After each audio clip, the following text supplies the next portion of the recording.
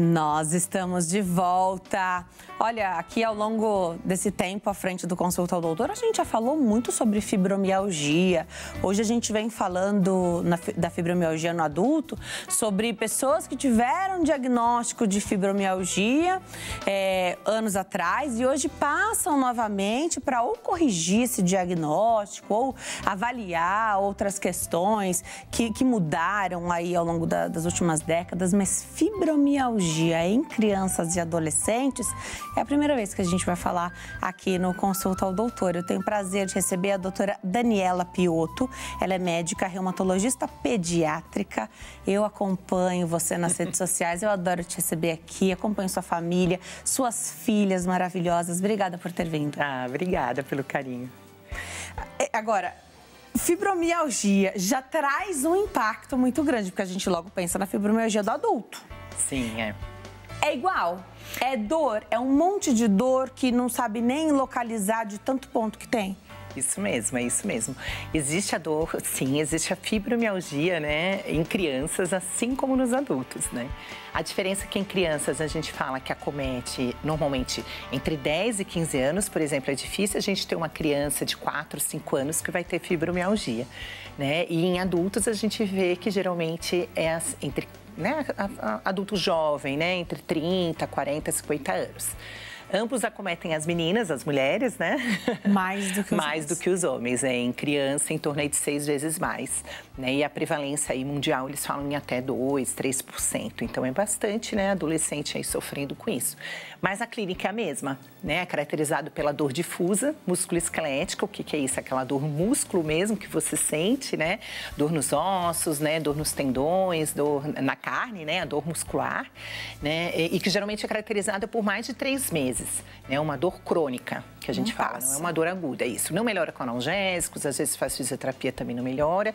E também tem associado, principalmente em crianças, também distúrbio do sono, né? Uma coisa que também nos ajuda muito, aquelas crianças que acordam cansadas, né? Que a gente chama de sono não reparador, aquela criança que já acorda cansada, tem as sonecas à tarde, adolescentes que ficam com preguiça, taxados com preguiça e, na verdade, podem estar com dor, né? E uma das outras características principais é a fadiga, né? Esse cansaço. Então, é aquela criança que está sempre cansada. Mais ou menos isso. Existe uma tendência de negligenciar essa queixa da criança, porque a gente não pensa que a gente pensa que essa dor, ela é do idoso, ela é de um adulto já com uma certa idade. A gente acha que criança falando que está com dor, será que está dando uma desculpa? Só que você contou pra gente que não passa, essa fadiga. É claro que a criança está irritada por sentir essa dor também. Ela não quer ter essa dor, né? Mas tô aqui me colocando na posição de mãe. O quanto que a gente leva em consideração isso? E nas nossas entrevistas aqui, a gente sempre fala bastante do cuidado, do olhar dos pais, de checar a criança que está mais prostrada, a dor do crescimento. A gente teve a oportunidade de falar aqui. Sim, em crianças menores, às vezes até confundido, né? Naquela criança de 7, 8 aninhos, que também pode ter a fibromialgia, ela tem as dores nas pernas, né? Que pode dar também um cansaço. Então, isso a criança fica com fadiga, né? Com aquela, não quero brincar. Então, isso pode confundir. Realmente é muito negligenciado, né? Na época da pandemia também a gente viu muitos casos, porque era aquela criança com preguiça, que já não saía de casa, não queria fazer nada. Então, é normal, porque tá cansado de ficar em casa. Não, e ele tava com dor, né? Então, assim, quando que a gente tem que suspeitar?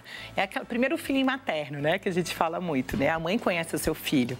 É diferente daquela dor da preguiça. Então, ele não quer nem se levantar para jogar futebol com os amigos, uma atividade que ele gosta tanto, ou, de repente, não quer sair para ir no cinema, no shopping, né? Adolescentes gostam muito de estar em grupo.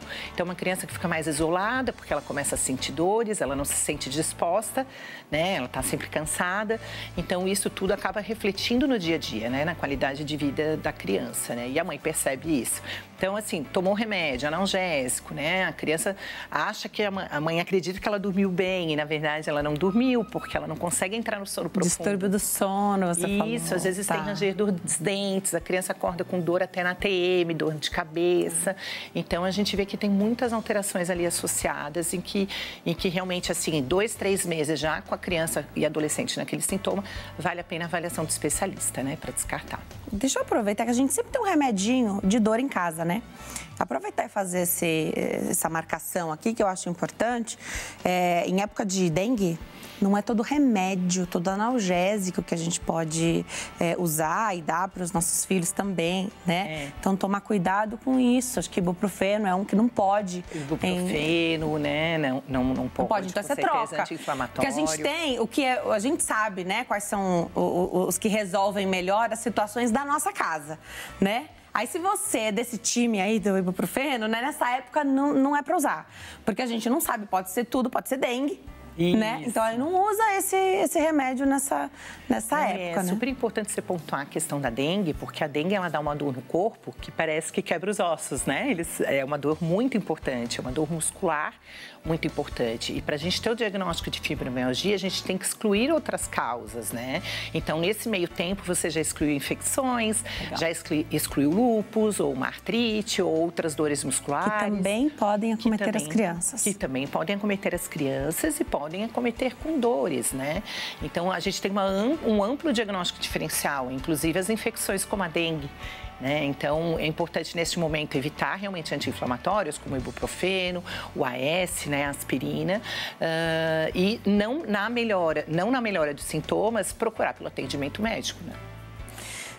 E aí, esse atendimento médico, quando você fala, não, a criança tem alguma coisa mesmo, já não melhorou, você oferece o que ela mais gosta de fazer, o passeio ou até o alimento, e ela declina, né? Porque criança, se tá fazendo um charminho, ela vai até um ponto. Depois ela fala, melhorei, né? Sorvete eu quero.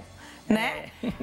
Então, saber também, né, conhecer ali, principalmente a nossa criança, para saber o que é, quando é sério, e levar isso adiante. É hospital, se tiver, porque aí não é toda pediatra que é reumatopediatra, né? E aí, tendo esse diagnóstico, acho que precisa acompanhar com o reumato, né? Sim, com o reumatologista pediatra.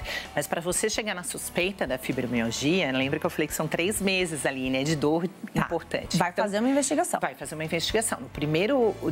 A primeira dor, se for um quadro agudo ali de 1 a 2 semanas, com certeza, ainda mais neste momento de epidemia, né, da dengue, a gente tem que descartar dengue, chikungunya, influenza, né, se vem sintomas respiratórios, que também dá muita dor no corpo. Então, a gente primeiro precisa descartar as infecções.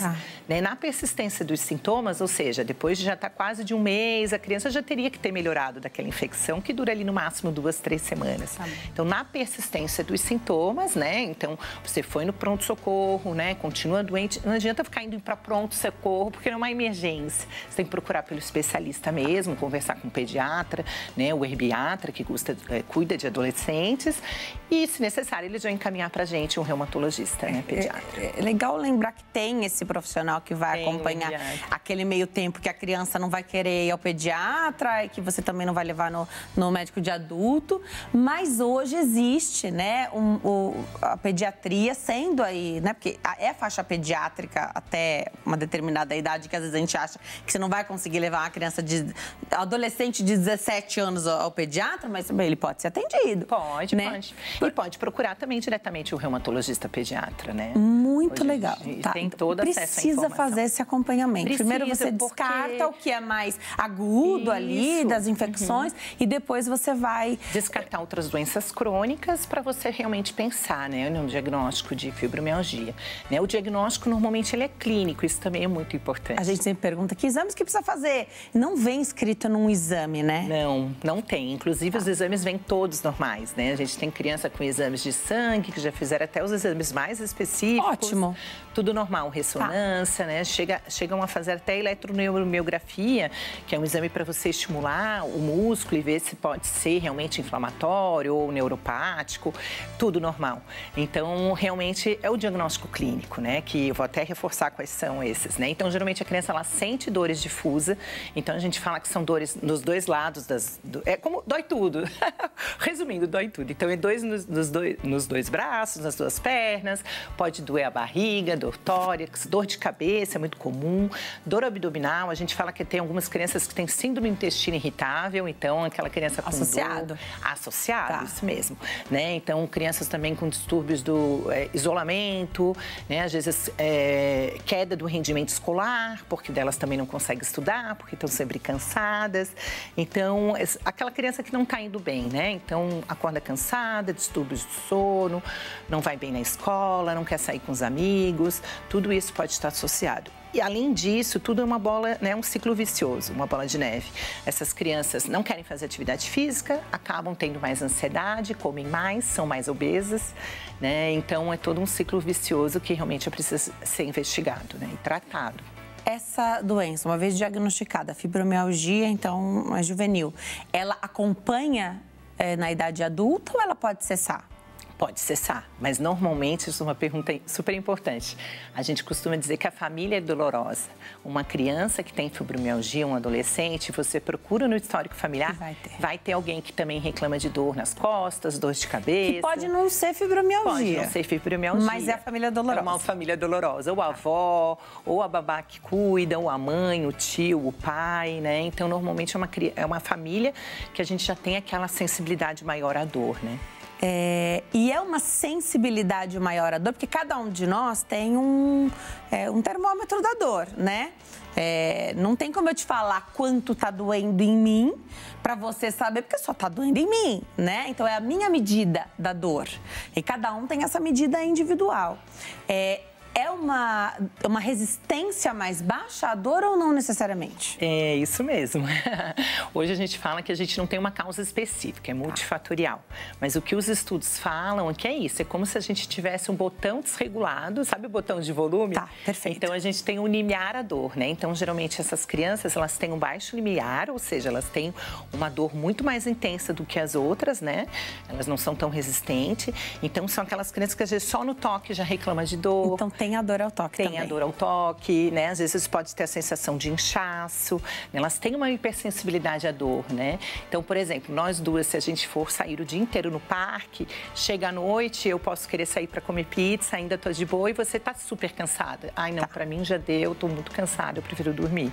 Então, é uma percepção da dor individualizada, né? Por isso que a gente fala que muitas vezes é familiar, porque a família tem esse botãozinho ali desregulado do volume da dor, né? E aqui estou pensando nessa idade, né? 10, 15 anos, às vezes um pouquinho mais jovem, o que pode nos levar também a pensar na doença, né? Uma dificuldade de receber um abraço, nunca foi assim, aí agora não recebe mais esse toque, não gosta mais que encosta. Pode ser por causa dessa dor, a gente não pensa nisso, pode ter uma questão de emoções a ser tratado também com psicólogo em terapia? Sim, muito. Né? A gente fala que, como são vários fatores, né? A gente tem essa questão aí da maior sensibilidade à dor. Então, às vezes, são crianças que realmente não gostam do toque, né? Às vezes, mais irritabilidades, por isso também. E, normalmente, tem gatilhos emocionais, né? Então, a gente tem... O tratamento, ele é multidisciplinar. Né? Eu brinco até que tratar fibromialgia é mais difícil que tratar uma artrite, porque a artrite você dá um anti-inflamatório, um imunossupressor ou uma infiltração e a gente resolve. A fibromialgia é um tratamento que tem que ser o todo, então é o não farmacológico, que é o principal, né? Atividade física, porque a atividade física aeróbica ela vai liberar neurotransmissores que dão aquela sensação de prazer, né? De aliviar a dor. Psicoterapia é fundamental, então um psicólogo, com um bom psicólogo, né? Especialista nisto, para a gente poder realmente conseguir identificar e tratar a dor como um todo. E, se for necessário, o tratamento farmacológico, claro. Ele não é o principal, então, não o tratamento com remédio? Não, em crianças não é o principal. Em crianças a gente vê que as nossas medidas não farmacológicas são mais eficazes. A acupuntura ajuda muito, né? Psicoterapia, massagem. E a fibromialgia, dá para dizer que ela vem em ondas, em crises? Então, você falou da massagem, de acupuntura, musculatura. Pode ser que, se for em crise, né, em ondas, como eu estou imaginando, naquela fase mais difícil ali, é muito difícil da pessoa conseguir receber essa massagem. Ou é muito difícil conseguir manter a constância na atividade física, que vai funcionar como remédio para quem tem fibromialgia, né? Isso mesmo. Então, primeiro identificado que é uma fibromialgia, né? Todos os exames normais, você viu que tem todas as características, né? Da dor difusa, da fadiga, dos distúrbios do sono. Então, você vai tratar essa criança como um todo, justamente para prevenir as crises, né? Então, quando tiver essas crises, a gente espera que a criança já esteja com uma maior sensibilidade, já vai saber também lidar com essa dor, porque a gente também precisa ensinar a criança a lidar com aquela dor. Porque a gente, quando tem uma dor de cabeça e está cansada no final do dia, a gente vai lá, toma uma dipirona, fica quietinha, né? Não quer papo com ninguém, a gente se autorregula, mas a criança não sabe. Então, a gente tem que ensinar a criança a saber lidar com aquela dor, porque a gente, às vezes, não consegue tirar a dor como um todo, mas a gente consegue controlar esse limiar da dor, né? E, pontualmente, vai administrar esse analgésico assim como a gente faz. Isso mesmo. Tá. Né? Se for realmente necessário, às vezes ela pode se autorregular com outras formas, né? Tem um peso precisar levar o filho ao reumato pediatra? Porque hoje, com as redes sociais, a doutora tá lá no Instagram, @dicasdemãepediatra, ela traz uma leveza, né? Ela traz uma leveza, compartilha com a gente o dia a dia de mãe, porque ela é mãe, além de médica, e de como ela é mãe e médica nas situações que se apresentam ali na vida, né? E parece que tem um peso. Então, tudo bem você levar seu filho na consulta de rotina, para fazer ali com um pediatra geral. Mas, o médico pediu para eu levar no reumato pediatra. Parece que já vem ali um peso maior. Sim. Você traz essa leveza, né? Com certeza. Não é um peso, é a doutora Daniela, né? Então, fica fácil, sim, assim. Sim. Você tem percebido isso? Sim, eu acho que é muito importante isso, a gente também desmistificar, né? Porque a importância do especialista, né, hoje, eu acho que é mais importante a gente descartar doenças graves neste momento. Então, como eu falo para as mães, não terem medo de diagnosticar o câncer, nas dores nas pernas, né? Que são taxadas como dores de crescimento, a grande maioria, graças a Deus. Mas a gente tem aí um mínimo de crianças que podem ser uma leucemia, uma doença inflamatória intestinal, um problema da tireoide, até fibromialgia. Então, a gente precisa descartar doenças graves, né? Infecções, câncer, neoplasias, outras doenças que podem dar dor na criança, para você ficar tranquilo, né? E eu acho que esse é o papel fundamental do especialista, você não ter medo do diagnóstico, né? Eu acho que a mãe não tem que ficar com medo e sim ficar tranquila que tem um profissional para auxiliar e ajudar, né? Porque impacta muito a qualidade da vida do filho, né? A fibromialgia, né? Tem o diagnóstico. Aí você quer ver o seu paciente de quanto em quanto tempo? Como que é essa trajetória aí? Isso, daí a gente depende de cada criança, né? O tratamento é individualizado. Então, eu tenho crianças que eu fiz o diagnóstico e que, às vezes, a gente sabendo lidar com atividades físicas, né? Às vezes, fisioterapia para fortalecimento muscular, indicar natação, uma atividade física que a criança goste, porque precisa ela ter prazer e gostar, às vezes pular bola, jogar futebol, né? E a gente vê que teve uma melhora da dor aí em 2, 3 meses. Muitas vezes a consulta pode ser, nesse início, mensais, né? Ou a cada 2, 3 meses, dependendo da criança. E vai depender de como ela responde ao nosso tratamento não farmacológico. E, se necessário, remédios a gente precisa ver mais frequentes, porque a gente precisa sempre estar ali ajustando, vendo os efeitos adversos, né? Pedindo alguns exames para sempre avaliar o fígado, o rim.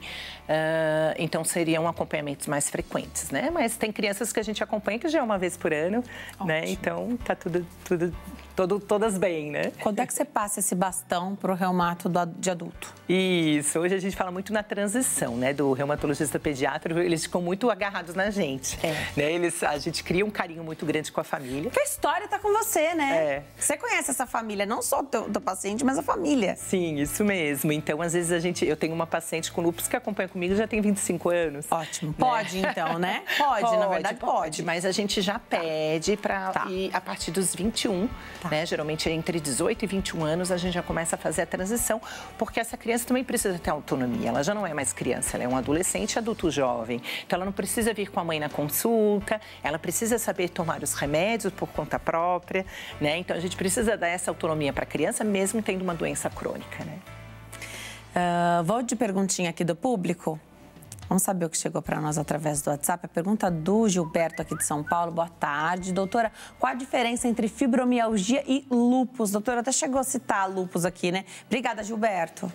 Fundamental essa pergunta, viu? Muito interessante, porque realmente isso a gente vê muitas vezes crianças até diagnosticadas erroneamente com fibromialgia e, na verdade, elas têm lúpus, né? Então, como eu falei, a fibromialgia é um diagnóstico de exclusão, né? Então, se a criança tiver com essa dor difusa, essa fadiga, que geralmente o lúpus na infância dá muitos sintomas constitucionais. Ou seja, o que é isso?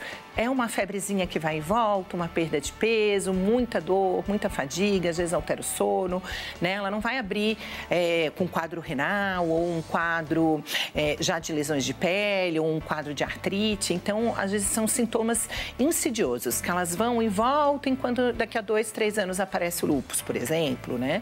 Ou em 2, 3 meses pode aparecer.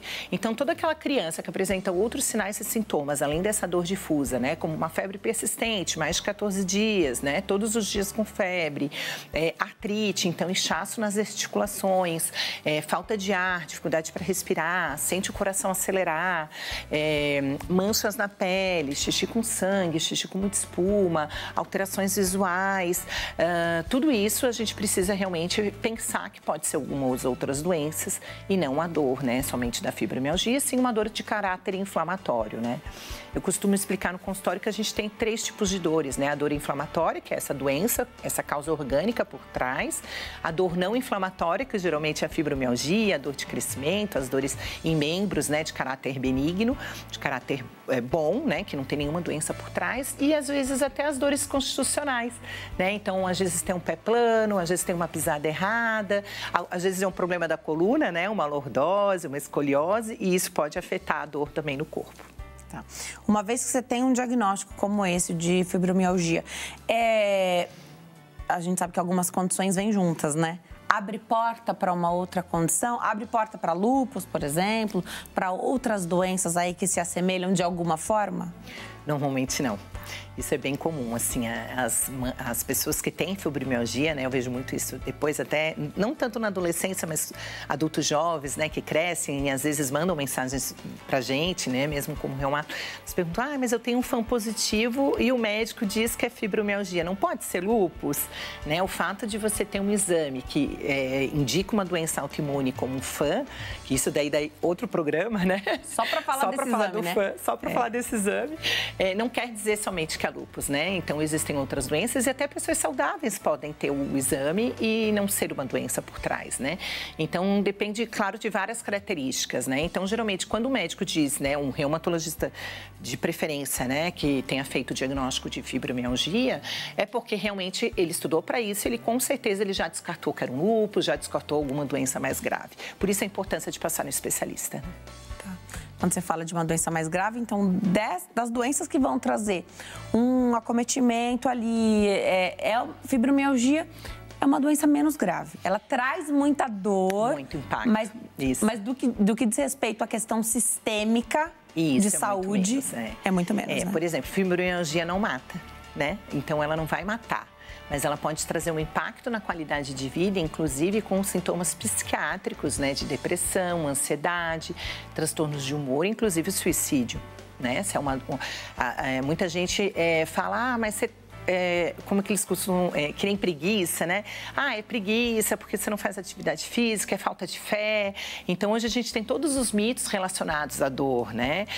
Porque você não tem uma religião, ou porque você é preguiçoso, você não consegue fazer atividade física, e ninguém acredita na dor daquela criança, daquele adolescente ou daquela mulher jovem, né? Então, eu acho que é muito importante, primeiro, acreditar na dor. A dor existe. A pessoa não está inventando, é o botãozinho ali desregulado, que a gente precisa ajudar essa criança ou essa mulher jovem e a gente precisa tratar, né? E não negligenciar achando que é preguiça, por exemplo. Porque isso acaba virando aquele ciclo vicioso, a pessoa vai entrando com depressão, né, com sintomas psiquiátricos, e isso realmente é uma qualidade de vida, uma angústia, que é como, às vezes dá até vontade de morrer mesmo, né? Então ela não mata como lúpus, como uma doença mais grave, um câncer, por exemplo. Ela mina a pessoa, né? Ela vai minando a esperança. A esperança da pessoa. Por isso que tem que trabalhar com acompanhamento médico nas várias frentes que a doutora falou aqui. E aqui pensando de tudo que eu já aprendi à frente do programa, né? Não sei se há uma recomendação específica para a fibromialgia, mas a gente sabe que existe hoje aquela estimulação transcraniana, ela não é invasiva, que pode ser usada em depressão, tem indicações para isso. Então, não é para a doença que provocou a situação, mas ter essa atualização, não sei se pode em criança, não sei se tem idade, mas se isso te acompanhar na fase adulta, poder lançar mão de tudo que está disponível, né? Não vai poder abrir mão do acompanhamento terapêutico, mas alguém poderia abrir mão de acompanhamento psicológico nos dias de hoje, né? Não. Ninguém poderia. Acho que terapia é maravilhoso, isso, né? Para a vida inteira. Mas essa terapia tem que ser especializada, realmente voltada para essa dor, porque a gente tem que ensinar essa pessoa a lidar com essa dor. Quando você fala de ajustar o botãozinho que está desregulado ali, que tem uma tolerância mais baixa à dor, isso é como se fosse um treino? É medicamento para fazer isso? Isso, é um treino, né? Então, atividade física, isso já está super comprovado, porque a gente sabe da liberação de endorfinas e neurotransmissores. A acupuntura também ajuda muito, né? Até a higiene do sono, que a gente fala muito dos distúrbios do sono, então adolescentes adoram ficar até as 2, 3 da manhã, né? Com joguinhos, a gente pede para realmente tentar ter uma rotina de sono. Esses estímulos podem atrapalhar, mas olha, atrapalha todo mundo. Então, o que é bom para essa pessoa que está recebendo essa recomendação é bom para o restante da casa. Sim, isso mesmo. É um tratamento que a gente fala, inclusive, que toda a família, né? Inclusive, eles falam no sentido de que toda a família, não somente aquele núcleo, até os avós, os tios, os primos, precisam entender que a dor existe. Porque é muito comum, às vezes, dormir na casa de um tio ou na casa de um avô e falar: mas ela só reclama de dor, é preguiçosa, não quer fazer nada, só quer ficar deitada no sofá e ela está com dor, né? E ninguém acredita naquela dor na criança. Então, eu acho que é muito importante a conscientização, né, de toda a família e as pessoas que convivem com essa criança. Muito legal. Deixa eu colocar aqui o Instagram da doutora, @Dicas de Mãe Pediatra. Vai lá, tem sempre atualização. Você vai conhecer um pouquinho da história da doutora. @Dicas de Mãe Pediatra. O site é danielapioto.com.br, danielapioto, 2 T's.com.br. No YouTube, Daniela Pioto. Tem o canal da doutora também. Adoro quando você vem. Obrigada por esclarecer as nossas dúvidas e desmistificar tanta coisa ao redor aí de diagnóstico em crianças, né? Obrigada. É sempre um prazer, né? Porque eu acho que é importante, conscientizar a família que existe, né? E a gente poder saber lidar com ela e procurar o tratamento. Mandar um beijinho pra Júlia e pra Laura. Beijo pra vocês. E meninas, eu quero conhecer vocês. Venham me ver aqui no TV. Obrigada, viu, doutora? Obrigada, beijo. A gente vai pro intervalo. No próximo bloco, vamos entender sobre um tipo de tontura que tem a sigla TPPP. E o nome é difícil, mas a gente vai aprender junto.